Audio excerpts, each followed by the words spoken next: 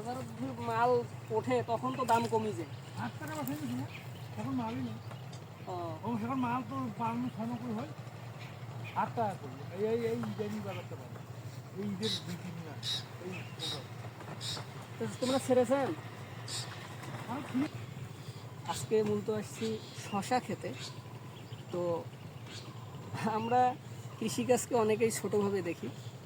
তো একটা বিষয় খেয়াল রাখবেন, আমাদের দৈনন্দিন জীবনের যত প্রকার চাহিদা আছে সব কিছুর মূল উৎস কিন্তু এই কৃষক।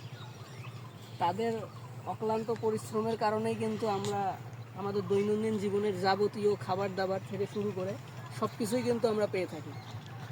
সুতরাং কৃষক মোটেও এটা খারাপ পেশা না, কৃষিকাজ অবশ্যই অনেক ভালো কাজ।